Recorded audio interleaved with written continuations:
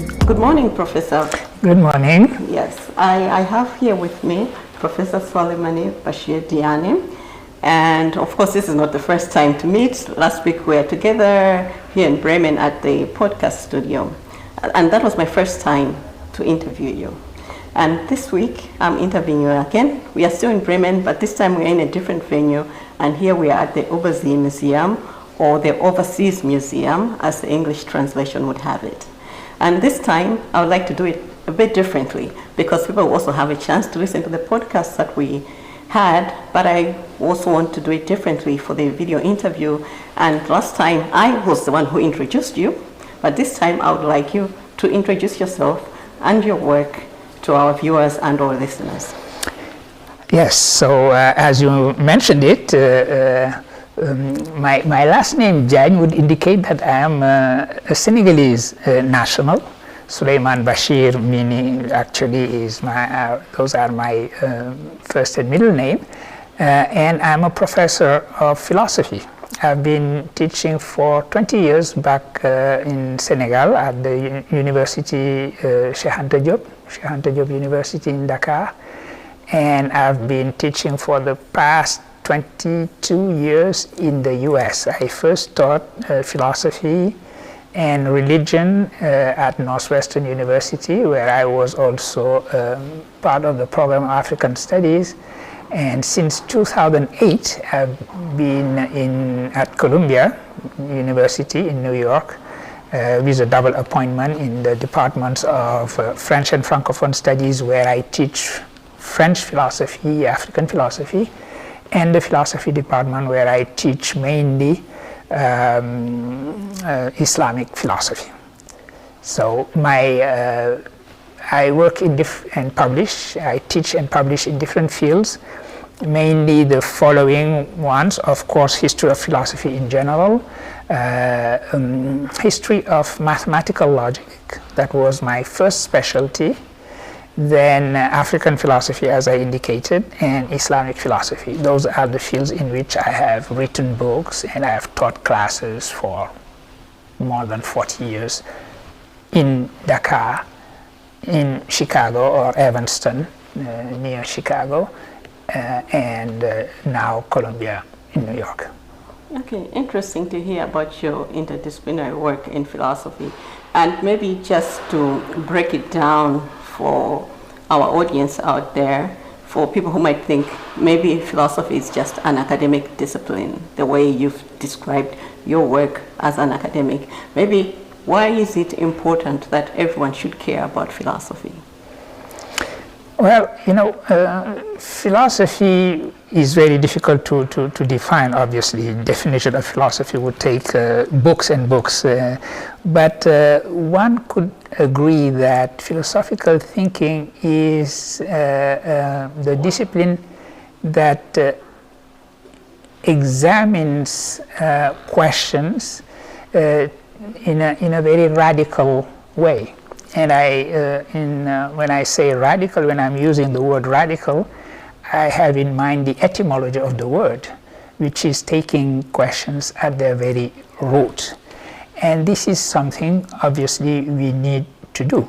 It is part of our humanity, in a way, to pose fundamental questions about precisely what that humanity means.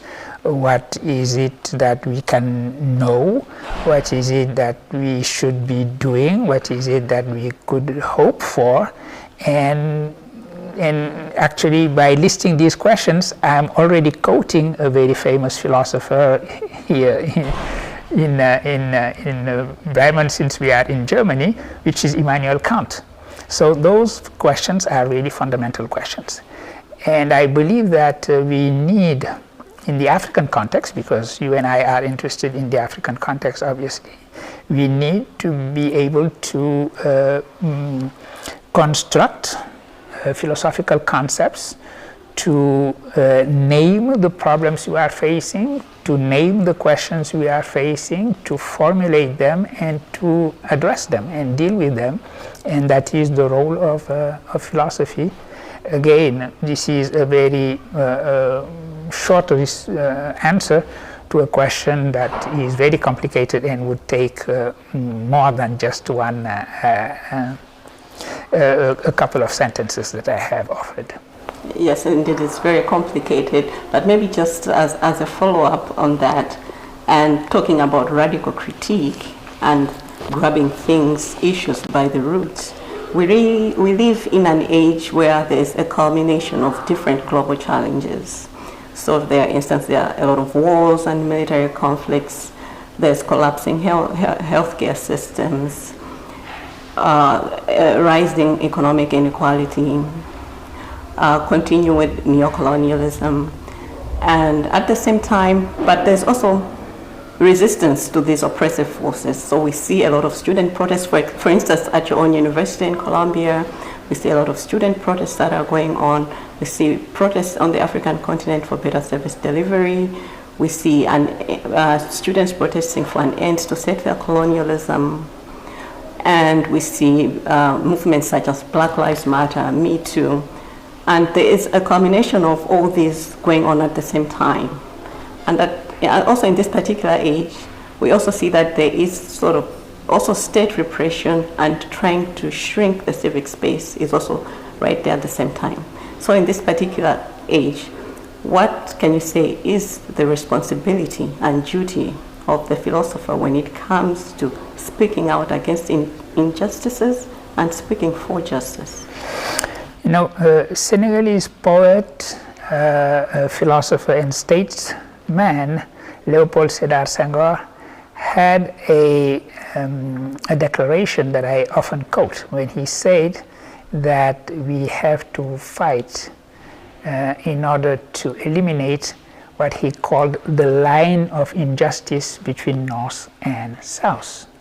And actually one could say that within every single nation there is a North and a South. In other words, the line of injustice is not just between nations from the North and the South, it is also inside nations, because inequality is one of the fundamental questions of our time as well. And inequality, coming with inequality, oppression, injustice, etc., etc. So it is the mission, I would say, I would use the strong word mission.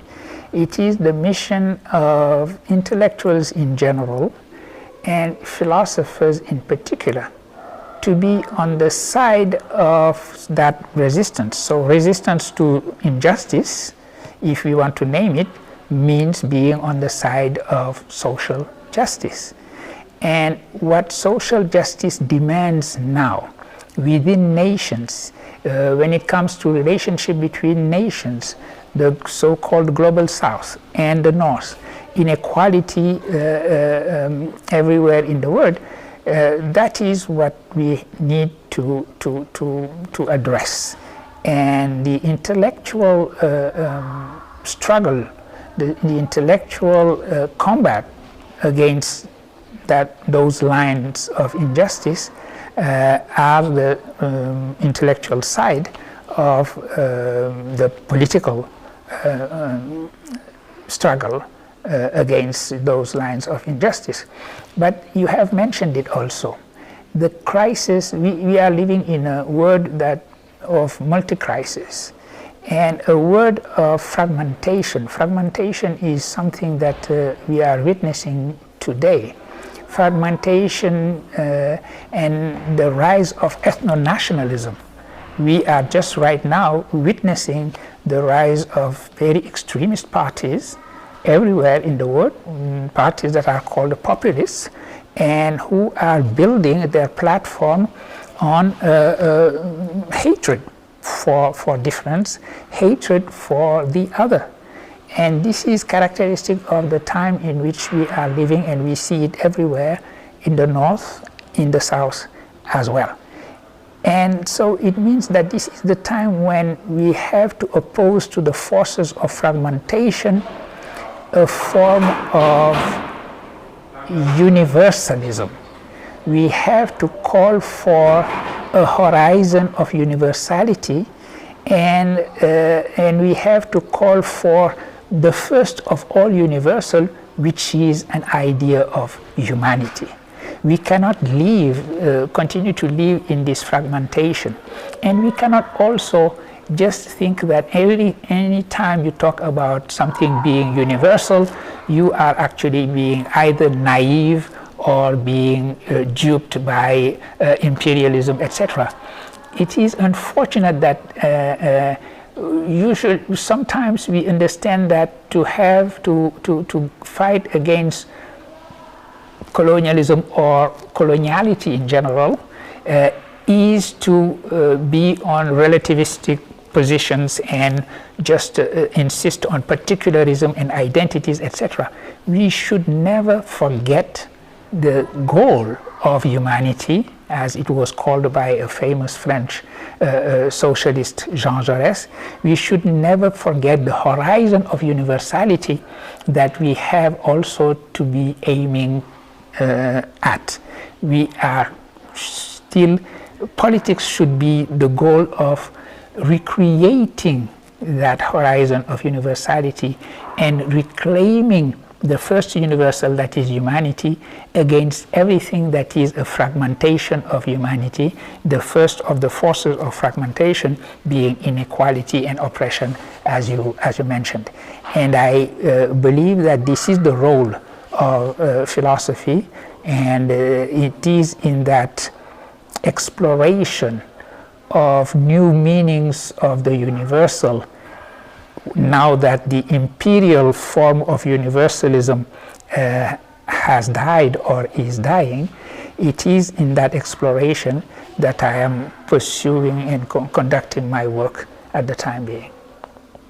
Okay, yeah, so maybe to come, I know that, and we talked about it also in the podcast, that you are committed to rehabilitating the concept of the universal, and you also speak of universality. But one can also make the argument that what we are seeing, you talked about the rise of these populist parties. You can see that this backlash is also one can argue that the imperial form of universalism is not yet dead. There are forces that are trying also to revive it, and they are working very hard. So how can you reconcile how you are thinking of universality and also others who are trying to return us to their form of universality? Well, the kind of, to name it, I have, my work is identified today with this concept of horizontal universal or lateral universal. Actually, it is not a concept that I invented. I took it from French philosopher Maurice Merleau-Ponty. What it means is that you do not have an overarching universal, the imperial universal anymore, but we still have to work for this lateral horizontal universal that is going to be forged by cultures and languages that are sharing the same plane of immanence, with no province of the world decreeing that they are actually the incarnation of the universal. So this universal, this horizon of universality, as I call it, is also against a supremacist notion of universal. It is in the struggle against a supremacist notion of the universal that we are going to make that horizon of universality emerge, and that we are going to forge a notion of humanity against fragmentation that would be against the form that you have mentioned. But obviously, yes, that supremacism has not disappeared, and it is a fundamental ingredient of the kind of extremist parties that we have been talking about, and that is the backlash, of course, yes. Okay, and also now thinking going more deeper into this question of responsibilities, duties of the philosopher. When it comes to the political environment now, we see a lot of student protests, students speaking out. And my question going to you, as a tenured professor, is what is the duty and responsibility of a tenured professor? And also maybe just to bring in a little bit of background to where this question is coming from. Since I study online spaces, so there was like a play on this question, can the subaltern speak? And then there was a playful critique in online spaces, can the tenured speak? So it was a sort of critique to professors, people who have tenure, who have been given that tenure and are supposed to speak out when when there are injustices, but that is maybe not always happening. So it was that sort of critique. So my question coming to you as a tenured professor, what sort of responsibility, what extra responsibility does a professor who is tenured have? Responsibility is an absolute. So I don't understand why responsibility would be qualified as responsibility of a tenured versus a non-tenured, and a professor versus somebody who is not a professor, who might be a student, who might be, etc. If you are thinking about the risks of actually speaking out, this is a different matter. If you only speak out for social justice, if there is no risk for you doing that, what does that speaking out also mean? So if my answer would be first and foremost that it is the responsibility of everybody to speak out against injustice, against oppression. And my experience actually is, if I just see people around me, because we don't have numbers, we don't have precise figures about who is protesting and who is tenured professor among those who are protesting, etc. But if I take my experience at Columbia, the day when most of us were standing on the stairs on campus next to that statue, that beautiful statue we have on campus, facing Law Library and called Alma Mater, when we were standing there in our regalia protesting the fact that police had been called on our students, we were just faculty, and we were not looking at who was tenured or who was not tenured, who was in this position or in that position. So if we look at the ethical notion of what protest means, history is full of people who have protested risking far more than just the kind of reprimand or that. I mean, the example of protests that we see in history, those who risk their lives to protest, show that again, fighting against injustice and speaking out against injustice is an absolute. And if you look at even independently from the academic field in which we are, religions say as much. In my own religion, Islam, it is said that if you see injustice, you should do something against it. If you can't, speak about it. And if you really, for some reason, absolutely cannot, just be against it from the bottom of your heart. So this gradation is something that indicates the absolute nature of commitment to social justice. Mm-hmm. Yeah, so I was thinking, as you've explained, I was thinking, yes, in terms of risks, that the risks are different, because we can argue that tenured professors are relatively protected from that risk, or maybe from getting fired from your job. Although, I mean, sometimes it does happen that people will get cancelled. For instance, in Germany, we've had several instances of people getting disinvited from events or getting cancelled from events. So the risks are sort of different. So for perhaps a student or someone who does not have tenure and someone who has. So in that in that particular way that, you know, the forces, when they're repressive forces, for instance, even the state will make use, you know, of these different gradations, that there are different risks, and then to instill fear in the masses differently. So yeah, in that way, considering that the risks are also different for different people. That's where my question was coming from.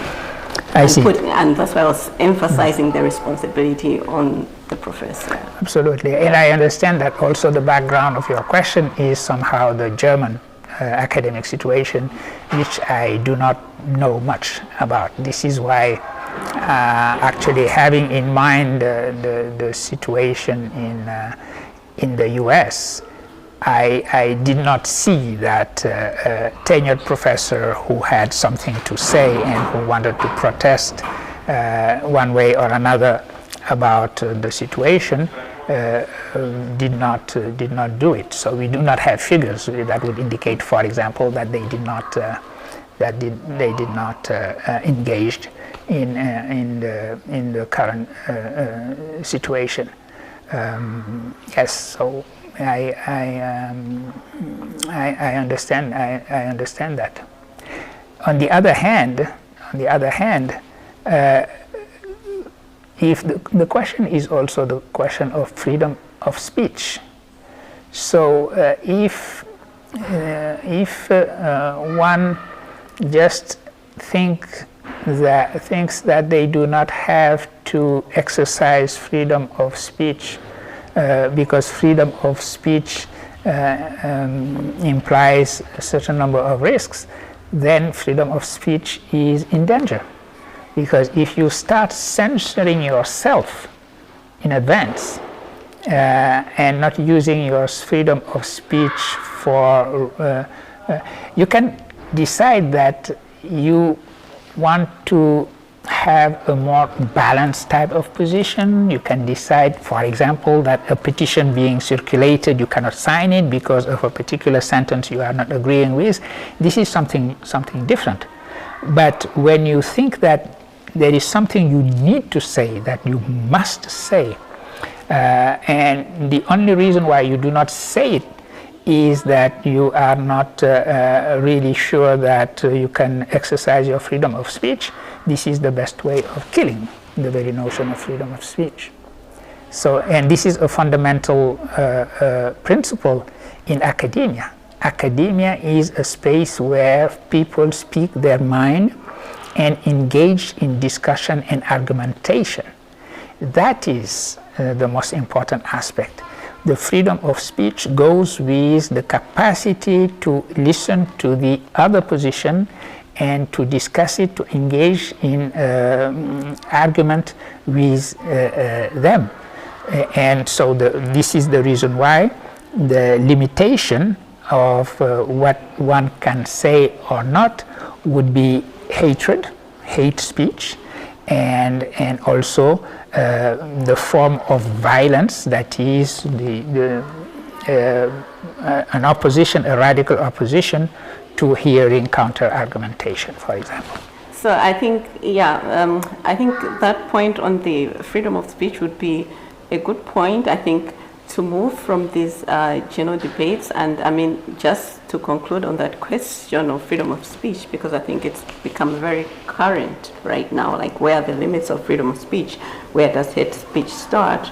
And for instance, I can give an example of the United States, where there is a backlash against critical race theory, for example, and some others also, like some political forces, arguing that it is hate speech. There is that sort of backlash. So how, when there are different opposing forces competing for concepts, how do we sort of reach a place where we have dialogue and discuss? Well, until recently, critical race theory was academic discourse and could be discussed within academia. The new situation that you call backlash actually is the fact that politicians are getting involved. They are turning politics into tribal cultural wars. And in that atmosphere of tribal cultural wars, the ethno-nationalism that I was talking about, what one should be teaching and what one should not be teaching has become a kind of football in that game, in that very insane and actually totally not useful game of politics around the cultural wars. So why would a governor decide what should be taught in academia? And academic freedom is precisely that. Questions are discussed within academia. And actually what people are saying against critical race theory is not so much that it is hate speech. They are saying that it is not serious actually academic topic, and that it's wrong about in terms of looking at history and so on and so forth. So arguments such as those can be and should be discussed within academia, but making the political powers decide what should be taught, that is the end of freedom of speech and the end of academic freedom. Okay, so I think that's a good point where we ended. And I also wanted us, because we are in the Oberse Museum, yeah, and I just also wanted us to, in the African section of the Oberse Museum, I just wanted us to see the exhibition a little bit, but also reflect on questions of how museums help to shape dominant narratives of a place, and in this particular case being Africa. So maybe we can visit the exhibition a little bit and see and talk more about that.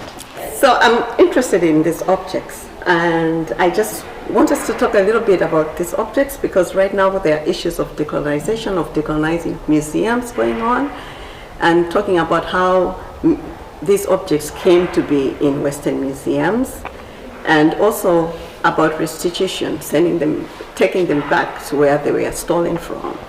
And here I'm interested in these objects, and I'll just read the text that accompanies them here. And it says that there are 18 objects from the Royal Court of Benin in the collection of the Oberse Museum. The result of a provenance research indicates that all of them originate from a clear context of injustice, the British punitive expedition of 1897. And therefore, in accordance with the joint political declaration between the Federal Republic of Germany and the Federal Republic of Nigeria of 1st July 2022, we too would transfer ownership of the 18 objects to Nigeria. The Nigerian side will then choose which of these objects will be returned and which will continue to be on loan to us. It is not yet clear when this will take place, but the Nigerian parties will start the process. So, yeah, I mean, also, so I just want to, hear from you what you think about like how they describe this text, how they have written their text, how these objects came to be, and how they are thinking about the process of restitution placed here in the Oberse Museum.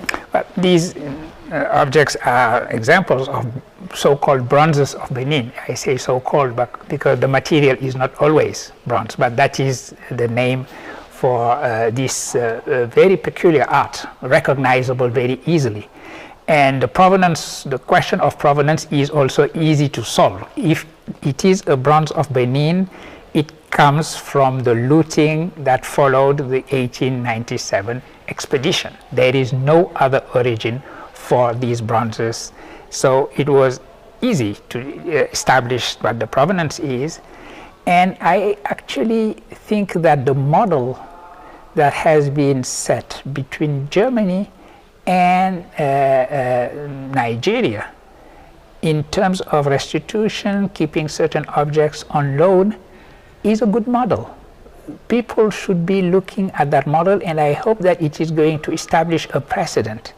Because, again,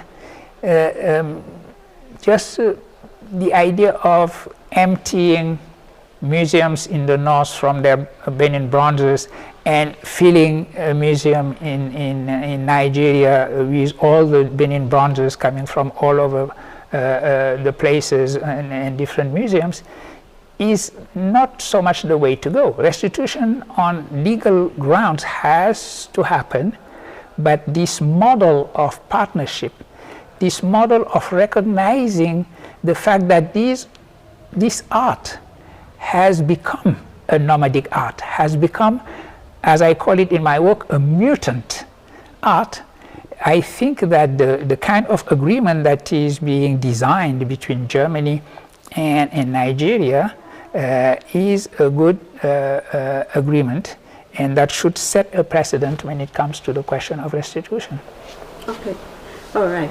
Yeah, so, okay, so here you're talking about the process between Nigeria and Germany sort of being a model that more can learn from, and so maybe let's move on across the museum and see if we can find more models. So maybe we can think about who is represented here, the heroes that the African heroes that they have represented here, and if they are a good representation of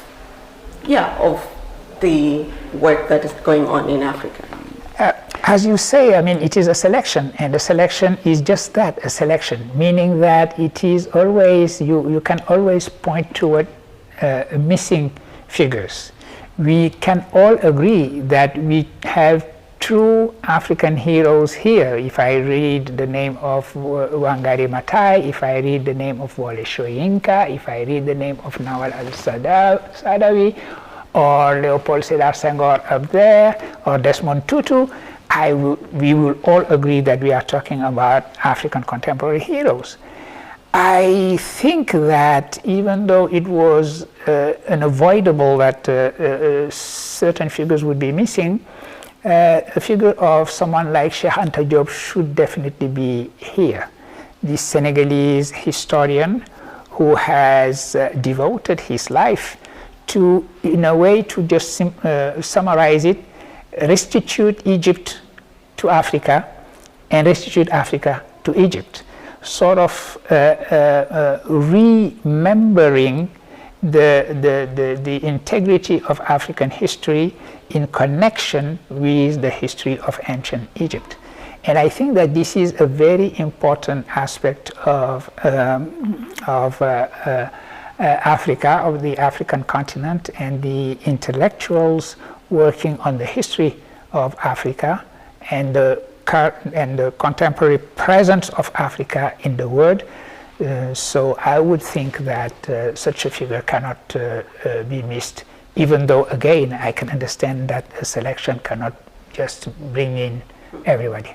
Yeah, and yeah, I think that's a very important point that you make. And talking about ancient Egypt, I think it hasn't been brought in forcefully in the current reiteration of decolonization debates about the connection of ancient Egypt to Africa. And also maybe when it comes to reviving, looking back at African history or at African written texts. I know you're also interested in African written text, although you work on translation and oral literatures as well, but you're also very much interested in ancient African texts. That's true. And how this, I think they belong to the decolonization discourses that we are having right now. So maybe just to re-emphasize that point, how do we strongly bring in that history of ancient Egypt, also considering that there is limited expertise and not many people know how to read the ancient texts and where to find these ancient texts. That's true. I mean, those are objective limitations, of course. But you are absolutely right. Representing an African tradition of written erudition, because the association of Africa with orality, being the land of orality, of course, is a correct representation.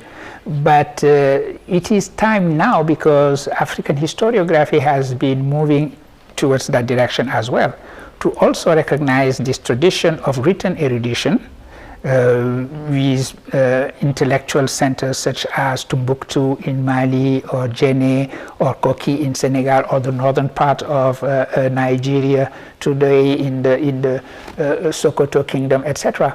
So maybe a figure such as a representation of Ahmed Baba of Timbuktu, who is probably one of the most famous intellectuals, philosophers of ancient Mali and in Timbuktu, would be a way of doing just that. But again, a selection is a selection, and it is always a problem to have everything represented. There is just so much a museum can do, turning a narrative into images and visual representations.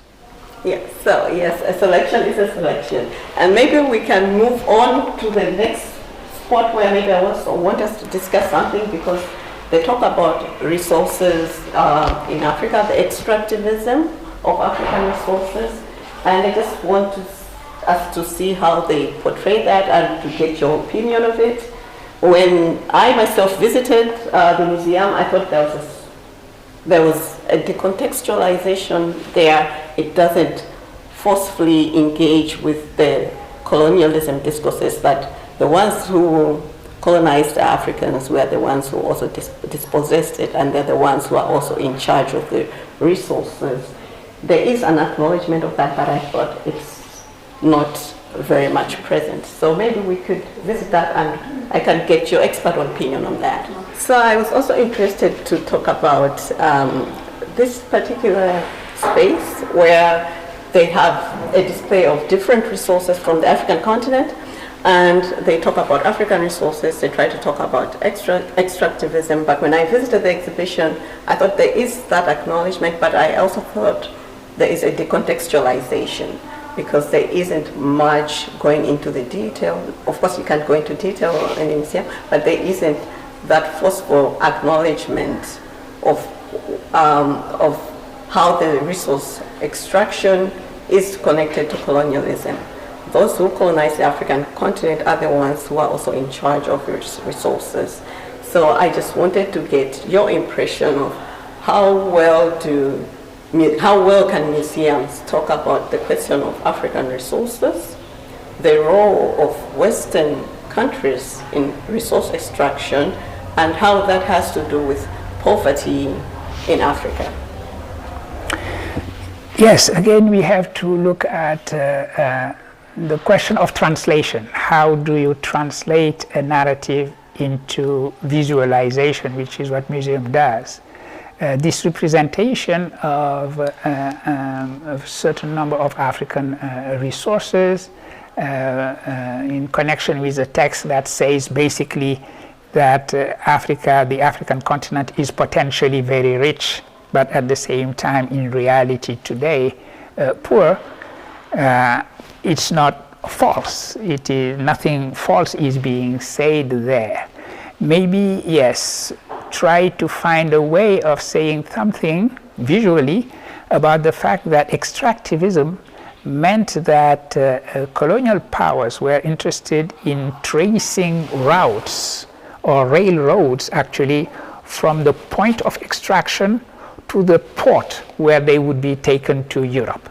So Africa, in the very the nature of African infrastructures, is oriented towards actually the former colonial power we have, and we need now to develop horizontal relationships. We need to trade with one another on the African continent.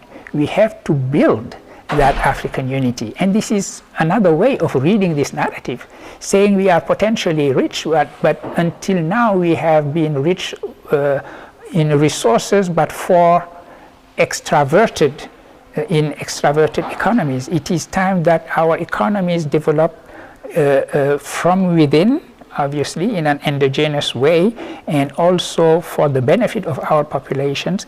And we will do that by building a true Pan-Africanism, using the phrase that has been used by pioneers on the African continent of United States of Africa. This is how I read this. Now, how do you represent that is a question of scenography, museal scenography, but I agree with you, and as it is, it calls attention to this contradiction that we have a continent that is potentially very rich, but its history, the history of colonialism and the way in which the economies have been established for the interest of the colonial powers, actually is impeding the form of development that we want to see happen on the continent, and Africans are responding to that. So instead of devoting too much narrative to, yes, it is true that we are rich in resources but poor, but it is the fault of, okay, let's have a sentence or two about that. But the most important aspect is to say, how do we turn things around?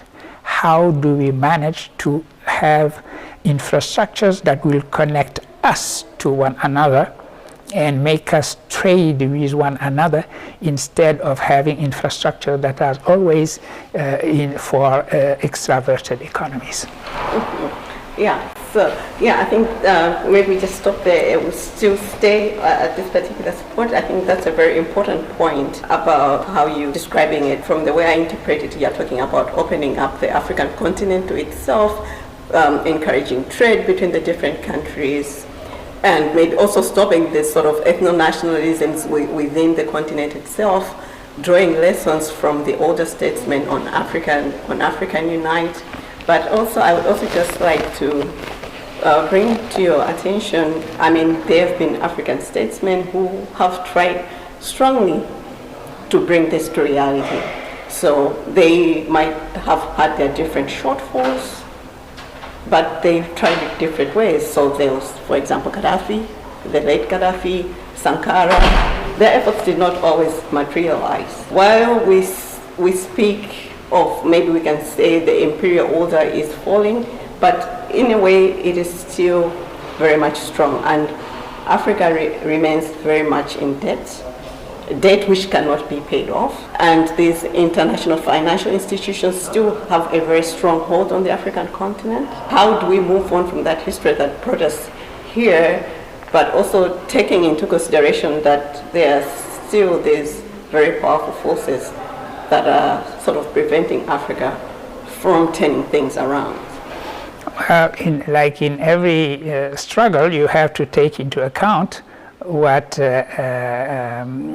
the other side is doing, obviously. But by deciding to have ZLECAf, which is just in its infancy, this African single market is still in its infancy, but I believe that it is already developing trade within Africa at a small rate, too slowly maybe. We work on accelerating that. And also we really take seriously the institutions that we have given ourselves, and we work on those institutions. We have ECOWAS, which is in bad shape today because of nations that are now under military rule, and you cannot construct actually regional integration if you do not have democratic countries participating in that. By definition, a country that is under a coup or under military regime has just set aside their constitution.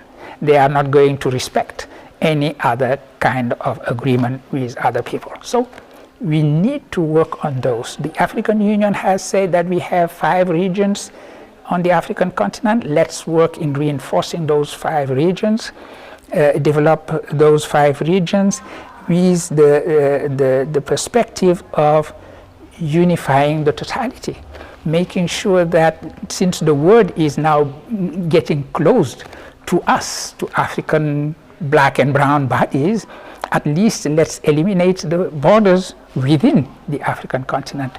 And let's go back to the dream of the founders. You mentioned heroes of Pan-Africanism. Let's not forget about Kwame Nkrumah, who continentalized Pan-Africanism. Before the first Pan-African conference was organized in Ghana, all Pan-African Congress were organized outside because Pan-Africanism was coming from the so-called New World. He continentalized it in the double sense that it became primarily the affair of continental Africa, and also it was the totality of the continent from Cairo to Cape, because we have now a kind of Pan-Africanism which is more insisting about blackness and looking again toward the New World. That is fine. But let's not forget that when we build the United States of Africa, we are talking about the whole, the totality of Africa, from Maghreb to Cape in South Africa. And so it just, what you say about the resistance and the forces that oppose African unity is just a way of saying, okay, let's be aware of those forces and let's work with what we have. Our African Development Bank, our ECOWAS, our SADC, etc., everything that we have now, and let's mobilize in particular our youth towards that concrete construction of the African continent, and not speeches about and the theater of sovereignty and Pan-Africanism, etc., etc. Work with the institutions that we have and make sure that we develop them, and that we work, if we need to change them, and they need to be changed to become really institutions for the African people, we will be doing that, but by keeping them and thinking that this is the right way to go. Okay. I think strengthening our institutions, African institutions, that's a good point to end this. And maybe one last thing, I think we are running out of time. The last thing that I just wanted us to see, because I think it would be amiss if we do not discuss this, is now we are talking about issues of climate change, but when it comes, at least in the Western context, when it comes to the idea of Africa, the image of Africa is usually that of a safari, the savannas, and well, it is true that in Africa, indeed, it is rich with such resources, but there is a stereotype about such type of representation. And when these different tropes are put together time and again, and I also think there was this very now seminal satirical piece that was written by the Kenyan author, Binyavanga Wainaina, about how to write about Africa and the constant tropes and images that are used to portray Africa. And maybe if we look here in the museum and how they have sort of represented the African landscape along their walls, maybe you can have something to say about it. Okay. So I think just to conclude our visit in the museum, you know, just maybe if you can make a comment on how museums can represent the diversity, the richness of Africa without resorting to the dominant tropes that are used to portray Africa. For instance, usually, sometimes the landscapes are shown without landscapes, without the people. There are dominant images of African safaris, and you know, that appeals sort of to the Western imagination. So how do we go beyond, you know, these tropes of Africa? Well, one thing that is difficult to avoid is actually a museum situated in Europe, which is not appealing to the European imagination of Africa. So we have to go from the premise that this is probably normal. Although good museums now are going to be more attentive to African voices, to the African narrative from within Africa, and we have to make sure that we put forward that narrative ourselves. So I'm always calling to our own responsibility. Now, the same images can tell different stories. These images can talk about the fact also that Africa is one of the richest continents in terms of biodiversity. And we are living in a time now where we have to preserve that biodiversity, which means that African responsibility is engaged, and we have to understand things that way. We have biodiversity on our continent, and we are going to be the custodians of that biodiversity. Now that is the message probably we want to translate into images, for which we want to find a visual language.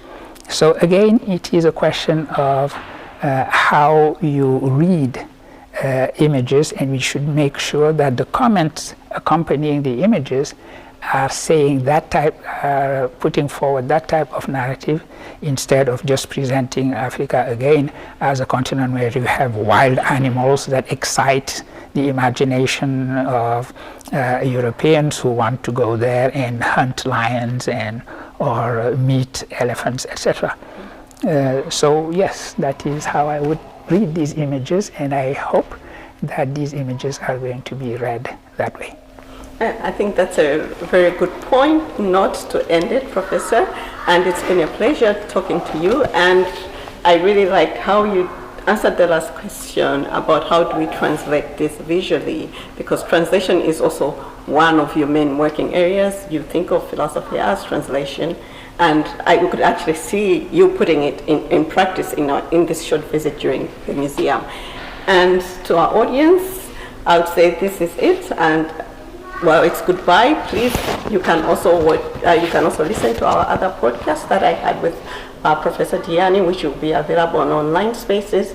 And he's had several events with us. He's also had a panel discussion which was recorded with some of my colleagues at the contradiction studies, for example, with Lindokule Shabani, which I'm sure you can also access online. So thank you very much, Professor.